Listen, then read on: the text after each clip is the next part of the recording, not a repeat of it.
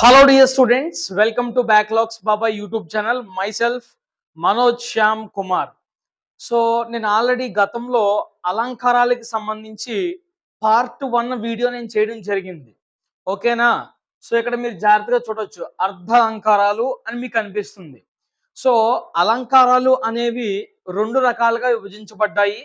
ఒకటి శబ్ద అలంకారాలు, ఇంకొకటి అర్ధ అలంకారాలు.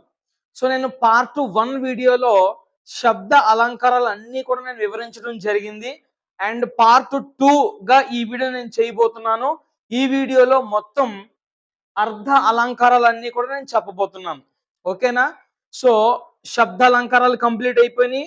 సో మీరు ఇప్పుడు అర్ధ అలంకారాలు కూడా నేర్చుకుంటే సో ఇక మనం 10th క్లాస్‌కి సంబంధించి అన్ని అలంకారాలు కూడా నేర్చుకున్నట్టే, మనం చెప్పేసుకున్నట్టే.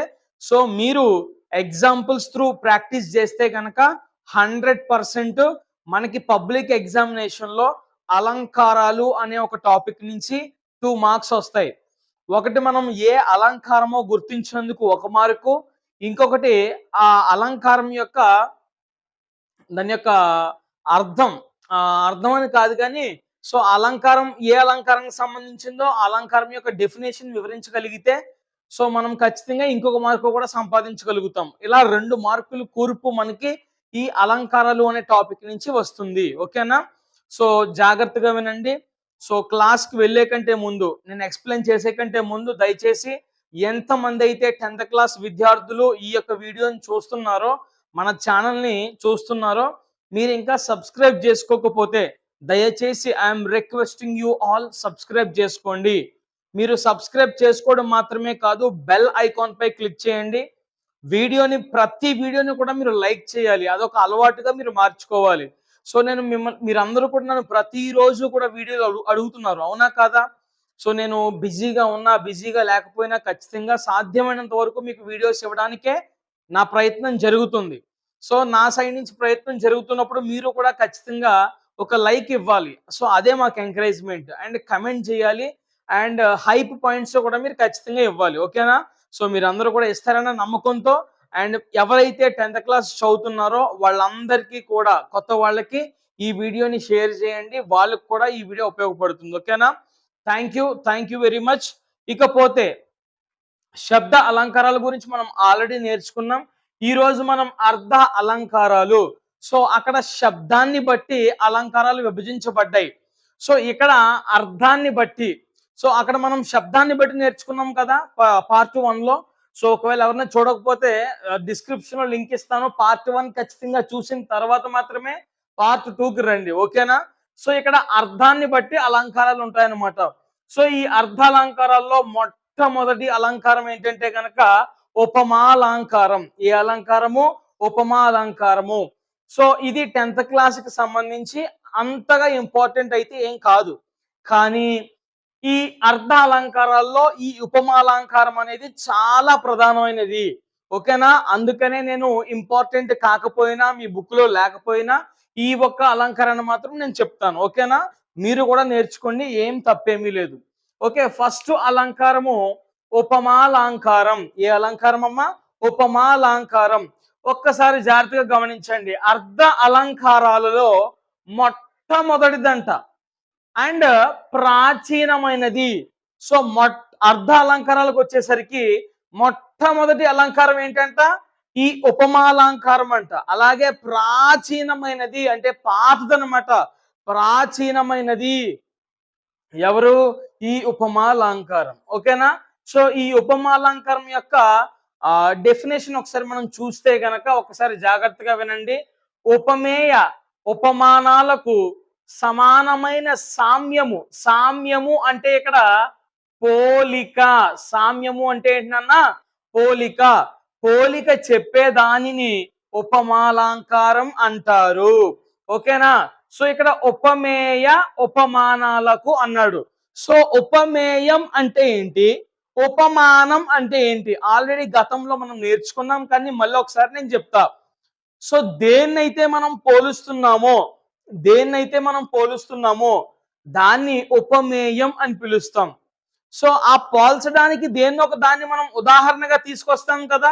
దానిని ఉపమానం అంటే ఎగ్జాంపుల్ ఉదాహరణగా మనం చెప్తాం. అర్థమైందా? అర్థం కాలేదా? ఉదాహరణకి షర్ట్ ఉంది.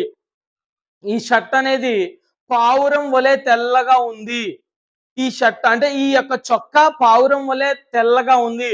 నేను ఎవరి కోసం చెప్తున్నాను ఇక్కడ ప్రధానంగా ఇప్పుడు చొక్కా కోసం మాట్లాడుతున్నాను. చొక్కా ప్రధానమైనది కాబట్టి ఇది ఉపమేయం. ఈ చొక్కా తెల్లగా ఉంది అని చెప్పడం కోసం నేను దేన్ని ఉదాహరణగా తీసుకొచ్చాను? పావురాన్ని తీసుకొచ్చాను. కాబట్టి ఆ ఉదాహరణగా తీసుకొచ్చిన దాన్నే ఉపమానం అంటాం. అర్థమైందా? అర్థం కాలేదా? సో ఇక్కడ చూడండి. ఉపమేయం అంటే అసలైనది. ఉపమానం అంటే ఉదాహరణగా తీసుకొచ్చినది. ఉపమేయ ఉపమానాలకు సమానమైనటువంటి పోలిక. సో రెండింటికి కూడా సమానమైనటువంటి పోలిక చెప్తే దానినే మనం ఏమంటామంట? ఉపమాలంకారం అంటామంట. సమానమైన పోలిక, ఒకటి ఎక్కువ ఒకటి తక్కువ కాకుండా సమానమైనటువంటి పోలిక మనం చెప్పగలిగినట్లయితే దాన్ని ఉపమాలంకారం అని పిలుస్తారు. ఇక్కడ కీవర్డ్స్ కూడా ఉన్నాయి. అంటే జాగ్రత్త గమనించండి. వలే, లాగా, వంటి. వలే, లాగా ఇందాకే చెప్పాను. ఈ చొక్కా పావురం వలె తెల్లగా ఉంది. సో నేను ఇప్పుడు చెప్పిన ఈ యొక్క వాక్యంలో వలె అనే పదం మీకు కనిపించింది. సో వలె, లాగా, వంటి అనే పదాలు ఏ వాక్యములో కనిపించినా ఖచ్చితంగా ఆ వాక్యము ఏ అలంకారంలో ఉందని అర్థము? ఉపమాలంకారంలో ఉందని అర్థము మనం గుర్తించాలి. అర్థమవుతుందా? సో మనం ఇంకేమీ ఆలోచించాల్సిన అవసరం లేదు. మనకి ఉపమేయంతో పని లేదు, ఉపమానంతో పని లేదు. ఆ యొక్క సెంటెన్స్ లో ఇచ్చిన వాక్యంలో వలే, లాగా, వంటి అనే ఈ కీ పదాలు కనబడితే కనుక ఖచ్చితంగా అది ఉపమాలంకారం అని మనం 100% గుర్తించవచ్చు. అర్థమైందా? అర్థం కాలేదా? బాగా గుర్తుపెట్టుకోండి. ఇక్కడ ఉదాహరణకి తీసుకుంటే కనుక జ్ఞానం దీపం వలె జీవితానికి వెలుగునిస్తుంది. ఇక్కడ జ్ఞానం అనేది అసలైనది. మనం జ్ఞానం గురించి మాట్లాడుకుంటున్నాం. సో ఇక్కడ జ్ఞానం అనేది అసలైనది కాబట్టి ఉపమేయంగా మనం చెప్తాం జ్ఞానాన్ని. సో ఈ ఉపమేయమైనటువంటి జ్ఞానం గురించి మనం అర్థం కావాలి అంటే ఎగ్జాంపుల్ గా దేన్ని తీసుకొచ్చాడు? దీపాన్ని తీసుకొచ్చాడు. సో ఇక్కడ దీపం అనేది ఉపమానంగా చెప్పబడుతుంది. సో జ్ఞానం దీపం వలె జీవితానికి వెలుగునిస్తుంది. దీపం ఎలాగైతే జీవితానికి వెలుగునిస్తుందో అలాగే జ్ఞానం కూడా జీవితంలో ఆ వెలుగునిస్తుంది అని చెప్పేసి చెప్పడమే ఈ యొక్క వాక్యం యొక్క అర్థం. అర్థమైందా? సో జ్ఞానం అనేది ఉపమేయం, దీపం అనేది ఉపమానం. రెండింటికి కూడా సమానమైనటువంటి పోలిక ఇక్కడ చెప్పడం జరిగింది కాబట్టి అండ్ ముఖ్యంగా వలే అనే కీ పదం, కీవర్డ్ ఇక్కడ ఉండటంతో ఖచ్చితంగా ఈ వాక్యం అనేది ఉపమాలంకారానికి చెందినది. ఐ ఐ హోప్ మీ అందరికీ అర్థమైందని అనుకుంటున్నాను. సో ఇక నెక్స్ట్ అలంకారానికి వెళ్ళిపోతే అతిశయోక్తి అలంకారం. రెండో అలంకారం వచ్చేసి అతిశయోక్తి అలంకారం. అంటే ఇక్కడ జాగ్రత్తగా గమనించండి. సో ఇప్పుడు మీరు జాగ్రత్తగా గమనించండి. ఒకవేళ జ్ఞానం దీపం వలె జీవితానికి వెలుగునిస్తుంది, ఇందులో దాగి ఉన్న అలంకారం ఏది అని అడిగినప్పుడు మీరు 100% సో ఇక్కడ వలె అని ఉంది కాబట్టి సో ఇందులో దాగి ఉన్న అలంకారము ఉపమాలంకారము అని రాసినందుకు 1 మార్కు. అండ్ ఈ ఉపమాలంకారం యొక్క డెఫినేషన్ రాసినందుకు ఉపమేయ ఉపమానాలకు సమానమైన సామ్యము చెప్పేదానిని ఉపమాలంకారం అంటారు అనేది కూడా మీరు రాస్తే 2 మార్కులు వస్తాయి. ఓకేనా? సో ఇక్కడ అతిశయోక్తి అలంకారం అంటే ఏంటి? ఒక వస్తువు యొక్క స్థితిని, స్వభావాన్ని, గుణాన్ని, ఒక వస్తువు యొక్క స్థితిని, స్వభావాన్ని, గుణాన్ని ఉన్నదానికంటే అతిశయముగా అంటే ఎక్కువగా చేసి చూపడాన్ని అతిశయోక్తి అలంకారం. అంటే ఇంకా సింపుల్ గా మన భాషలో మాట్లాడుకోవాలి అంటే ఉన్నదానికంటే ఎక్కువ చేసి చెప్పడం, ఉన్నదానికంటే ఎక్కువ చేసి గొప్పగా చెప్పేయడాన్నే ఈ అతిశయోక్తి అలంకారం అంటాం. మళ్ళీ చెప్తున్నా, ఒక వస్తువు యొక్క స్థితిని, స్వభావాన్ని, గుణాన్ని ఉన్నదానికంటే అతిశయముగా చెప్పడాన్నే అతిశయోక్తి అలంకారం అని అంటారు. ఇక్కడ ఉదాహరణగా తీసుకుంటే పిటి ఉష గాలి కంటే వేగంగా పరిగెత్తింది. పిటి ఉష గాలి కంటే వేగంగా పరిగెత్తింది. ఏవండి, కామెడీ కాకపోతే ఎవరైనా గాలి కంటే వేగంగా పరిగెత్తగలుగుతారా? ఒక్క మాట చెప్పండి. ఎవరైనా గాలి కంటే వేగంగా పరిగెత్తగలుగుతారా? కానీ ఇక్కడ ఏం చెప్పబడింది? వాస్తవానికి పీటీ ఉష చాలా వేగంగా పరిగెడుతది. సో, ఆమె వేగంగా పరిగెడుతుందని చెప్పడం కోసం ఇక్కడ గాలి కంటే ఎక్కువగా పరిగెడుతుంది, వేగంగా పరిగెడుతుంది అని చెప్పడం జరిగిందనమాట. అంటే గొప్పగా, అతిశయంగా చెప్పడం జరిగింది. ఉన్న దానికంటే కూడా ఎక్కువ చేసి చెప్పడం అనమాట. సో, నెక్స్ట్ రెండోది. ఈ నూతిలో నీళ్లు పాతాళానికి చేరాయి. ఏ నూతిలో నీళ్ళైనా పాతాళానికి ఉంటాయా? సో, ఖచ్చితంగా దానికొక పరిధంటూ ఉంటుంది కదా! సో, ఏ నూతిలో నీళ్ళైనా కూడా పాతాళం దాకా ఉంటాయా చెప్పండి ఒక మాట? సో, ఉండవు. కానీ అంటే అంత లోతుగా ఉన్నాయి అని చెప్పడం కోసం అంతలాగా అతిగా చెప్పడం అనమాట. ఎక్కువ చేసి చెప్పడం అనమాట. సో, నెక్స్ట్ అతడు తాడి చెట్టంత పొడవున్నాడు. సాధ్యమా ఇది? ఏ వ్యక్తి అయినా తాడి చెట్టంత పొడవు ఉంటాడో చెప్పండి ఒక మాట? ఎవరైనా ఉంటారా? సో, అంత పొడవే ఉంటే మనిషి ఒకడు తాడి చెట్టు అవుతాడు. అర్థమైందా?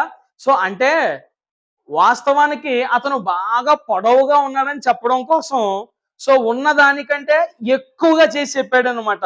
అతిశయంగా చెప్పాడనమాట. దాన్నే మనము అతిశయోక్తి అలంకారం అని చెప్తాం. అర్థమైందా? అర్థం కాలేదా? సో మూడో అలంకారం చూస్తే గనక స్వభావోక్తి అలంకారం. స్వభావోక్తి అలంకారం. సో స్వభావోక్తి అలంకారం అంటే ఏంటి? ఉన్న విషయాన్ని ఉన్న విషయాన్ని ఉన్నది ఉన్నట్లుగా చెప్పడం. సో విషయాన్ని ఇంకా ఎక్కడా కూడా మరో మారు మార్చకుండా సో ఒక పక్కకి తిప్పకుండా ఎలా ఉందో అలా చెప్పేయడం అనమాట. ఇంకా విషయాన్ని ఉన్నది ఉన్నట్లు యాజ్ ఇట్ ఈజ్ చెప్పేయడాన్నే స్వభావోక్తి అలంకారము. ఈ స్వభావోక్తి అలంకారానికి గాను మన టెక్స్ట్ బుక్ లో ఒకే ఒక ఉదాహరణ ఉంది, అదే ఇది. గుసగుసలతో కొమ్మ కొమ్మపై నివసించి ముక్కు లానించు లకుముకు పెట్ట దంపతులు. సో మళ్ళీ చదువుతున్నా. గుసగుసలతో కొమ్మ కొమ్మపై నివసించు ముక్కు లానించు లకుముకు పెట్ట దంపతులు. లకుముకు పెట్ట దంపతులు కొమ్మపై నివసిస్తున్నాయి అంటే సింపుల్ గా సరిపోయే, కానీ అలా చెప్పలేదు జనరలైజ్ చేసి. ఇక్కడ ఉన్నది ఉన్నట్లు ఎక్కడా కూడా మార్చకుండా గుసగుసలతో సో కొమ్మ కొమ్మపై నివసించి అంటే ఒక కొమ్మపై ఒక కొమ్మ నుంచి ఇంకో కొమ్మపైకి, ఇంకో కొమ్మ నుంచి ఇంకో కొమ్మపైకి గుసగుసలు ఆడుకుంటూ ఏం చేస్తున్నాయంట? నివసిస్తూ ముక్కులానించు సో ముక్కులానించుకుంటూ ఒక పెట్టకే ముక్కులానించుకుంటూ గుసగుసలు ఆడుకుంటూ కొమ్మ కొమ్మపై నివసించే ఈ లకుముకు పిట్ట దంపతులు అని చెప్పేసి అవి ఏం చేస్తున్నాయో యాజ్ ఇట్ ఈజ్ ఉన్నది ఉన్నట్లుగా చెప్పడం జరిగింది. కాబట్టి ఇది స్వభావోక్తి అలంకారం. స్వభావోక్తి అలంకారం. సో అర్ధ అలంకారాల్లో ఇప్పటి వరకు మనం నేర్చుకున్న 3 అలంకారాలు. ఒకటి ఉపమాలంకారం, రెండోది అతిశయోక్తి అలంకారం, మూడోది స్వభావోక్తి అలంకారం. సో ఇందులో ఏ ఎగ్జాంపుల్ అడిగినా వేరేది అడిగినా కూడా దీనికి సంబంధించింది. మనం ఫస్ట్ అలంకారం ఇది అని గుర్తించాలి. గుర్తించి ఇక్కడ బ్లాక్ కలర్ లో ఉండే ఏ డెఫినేషన్ ఇది ఇస్తే ఈ డెఫినేషన్ రాయాలి, ఇది ఇస్తే ఈ డెఫినేషన్ రాయాలి, ఇది ఇస్తే ఈ డెఫినేషన్ రాయాలి. అది రాసినందుకు నిర్వచనం, డెఫినేషన్ ఈజ్ నథింగ్ బట్ నిర్వచనం రాసినందుకు 1 మార్క్ వస్తుంది. అలా 2 మార్కులు అలంకారాలకు సంబంధించి. 4వ అలంకారం చూసుకుంటే కనుక శ్లేష అలంకారం. శ్లేష అలంకారం. శ్లేష అలంకారం. శ్లేష అలంకారం అంటే నానార్థాలను కలిగి ఉండే అలంకారం. అంటే ఒక అర్థానికి 2 అంటే ఒక పదానికి 2 అర్థాలు ఉంటాయి. సో నానార్థాలు అంటే అవే కదా. అంటే ఒక పదానికి 2 లేదా అంతకంటే ఎక్కువ అర్థాలు కలిగి ఉండే పదాన్ని మనము శ్లేష అలంకారంలో వాడతాం. సో నానార్థాలను కలిగి ఉండే అలంకారాన్ని మనం ఏమంటామంట? శ్లేష అలంకారం అని పిలుస్తాము. ఉదాహరణకి రాజు కొవలాయానందకరుడు. ఇక్కడ రాజు రాజు అనే పదానికి చాలా అర్థాలు ఉన్నాయి. అంటే ప్రభువు అని, చంద్రుడు అని, ఇలా రకరకాలుగా నానా అర్థాలు. సో రాజు అంటే ఒకే ఒక అర్థాన్ని కలిగి లేదు. సో నానా అర్థాలు కలిగి ఉండే అలంకారం కాబట్టి రాజు అనే పదానికి 2 అర్థాలు ఉన్నాయి. సో ఉన్నాయి అలా 2 అర్థాలు కలిగి ఉండే పదం ఇందులో ఉంది కాబట్టి ఇది శ్లేష అలంకారం. మీరు ఒకటే గుర్తుపెట్టుకోవాలి, శ్లేష అలంకారం అంటే నానార్థాలు కలిగి ఉంటుంది. బ్లైండ్ గా గుర్తుపెట్టుకోండి. ఓకేనా? So next రూపకలంకారం. రూపకలంకారం అంటే ఉపమేయానికి, ఉపమానానికి. ఉపమేయం అంటే ఏంటో చెప్పాను, అసలైనది అని చెప్పేసి. ఉపమానం అంటే ఉదాహరణగా తీసుకొచ్చేది. ఉపమేయానికి, ఉపమానానికి భేదం ఉన్నను. యాక్చువల్ గా ఈ రెండాటికి డిఫరెన్స్ ఉంటుంది, కానీ అభేదాన్ని చెప్పడాన్ని, ఆ రెండింటి మధ్య ఉపమేయానికి ఉపమానానికి భేదం ఉంటుంది, కానీ భేదం లేనట్లు చెప్పేస్తారనమాట. భేదం లేనట్లు చెప్పబడుతుంది. అలా భేదం ఉన్నా కూడా భేదం లేనట్లు చెప్పబడితే అలాంటి అలంకారాలనే మనము రూపక అలంకారం అని పిలుస్తాము. ఉదాహరణకి సంసార సాగరాన్ని ఈదటం కష్టం. సంసార సాగరాన్ని ఈదటం కష్టం. ఇక్కడ అసలైన పదం ఏది? సంసారం. సంసారం అనేది ఉపమేయం. సంసారం గురించి వివరించడం కోసం సాగరాన్ని ఉదాహరణగా తీసుకోవడం జరిగింది. సాగరం అనేది ఉపమానం, సంసారం అనేది ఉపమేయం. ఉపమేయం. సో సంసారం అంటే కుటుంబం జీవించే విధానం, అండ్ సాగరం అంటే సముద్రం. రెండింటికి ఖచ్చితంగా తేడా ఉందా లేదా? ఇది వేరు, సంసారం వేరు, సాగరం వేరు. కానీ భేదం ఉన్నా కూడా ఇక్కడ లేనట్లు చెప్పేసి చూడండి, కలిపేసి సంసార సాగరాన్ని ఈదటం కష్టం. సో భేదం ఉంది రెండింటికి, కానీ ఇక్కడ లేనట్లు వర్ణించి చెప్పాడు, కాబట్టి ఇది రూపక అలంకారం. ఇక్కడ కూడా చూడండి, ప్రభుత్వం రైతులపై దయావర్షం కురిపించింది. అంటే ప్రభుత్వం రైతులపై దయ చూపించారు అని చెప్పడం కోసం దయ ఎలా ఉందంట ఉదాహరణగా తీసుకొచ్చి ఇక్కడ వర్షం, దయ ఎలా కురిపించాడంట. దయ అనేది ఉపమేయం, అసలైనది. సో ఆ దయ వివరించడం కోసం, ఆ దయ యొక్క ప్రభావాన్ని, ఆ ఎఫెక్ట్ ని వివరించడం కోసం ఇక్కడ వర్షాన్ని తీసుకురావడం జరిగింది ఎగ్జాంపుల్ గా. సో దయ ఎలా ఉందంటే అక్కడ వర్షం వలె కురిపించిందంట ప్రభుత్వం రైతులపై. సో ఇక్కడ దయ అనేది వేరు, వర్షం అనేది వేరు. రెండు భేదం ఉంది రెండింటికి మధ్య. ఉపమేయానికి ఉపమానానికి భేదం ఉంది, కానీ ఇక్కడ భేదం లేనట్లు వర్ణించి చెప్పాడు, కాబట్టి ఇది రూపక అలంకారం. సో ఇక్కడతో 5 అలంకారాలు పూర్తయిపోయాయండి. ఇక 6వ అలంకారం గురించి మనం మాట్లాడుకుంటే ఉత్ప్రేక్ష అలంకారం. ఉత్ప్రేక్ష అనగానే మనకి గుర్తు రావాల్సింది ఓహా. ఏంటది? ఓహా. ఉత్ప్రేక్ష అలంకారం. ఉత్ప్రేక్ష అనగానే మనకి ఓహా అని గుర్తు రావాలి. సో ఇక్కడ చూడండి, ధర్మస్వామ్యాన్ని బట్టి ఉపమేయాన్ని ఉపమానంగా ఊహించినట్లయితే, సో ధర్మస్వామ్యం అంటే ఆ యొక్క పోలికను పట్టుకుని మనం ఉపమేయాన్ని ఉపమానంగా ఊహించి చెబితే, మనం అలా ఊహించుకుని చెబితే గనక దాన్ని ఉత్ప్రేక్ష అలంకారం అని పిలుస్తామంట.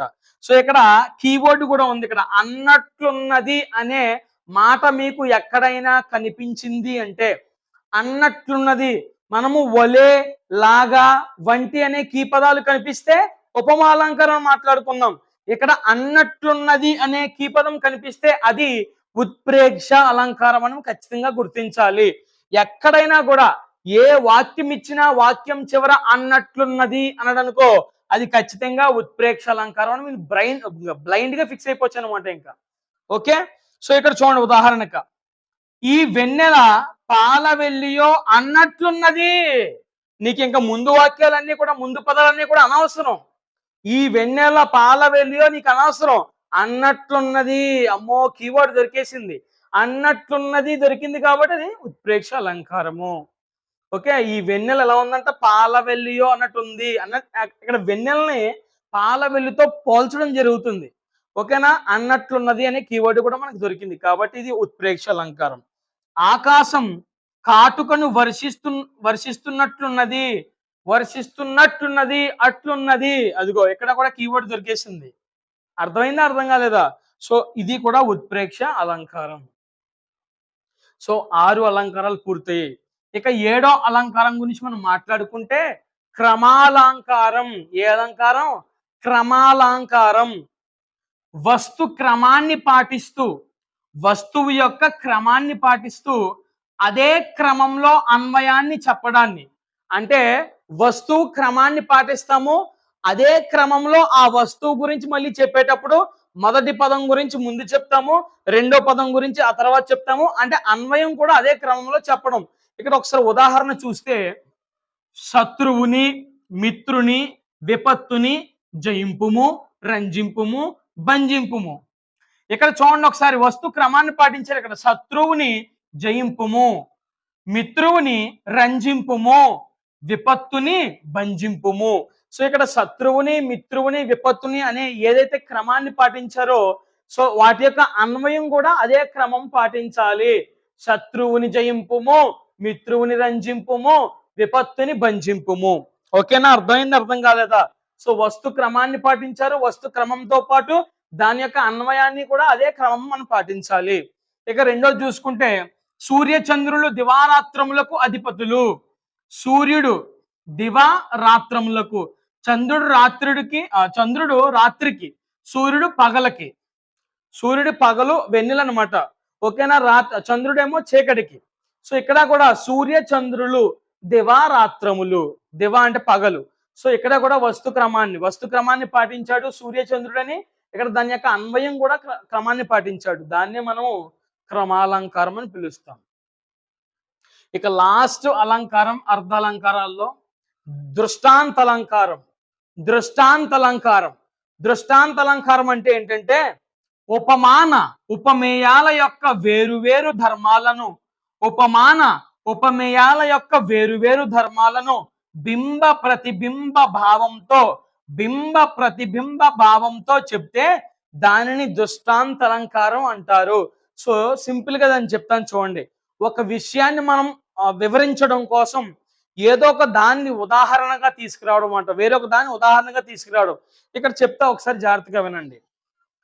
పెరుగుని ఎంత చిలికినా వెన్ననే ఇస్తుంది. పెరుగుని ఎంత చిలికినా వెన్ననే ఇస్తుంది.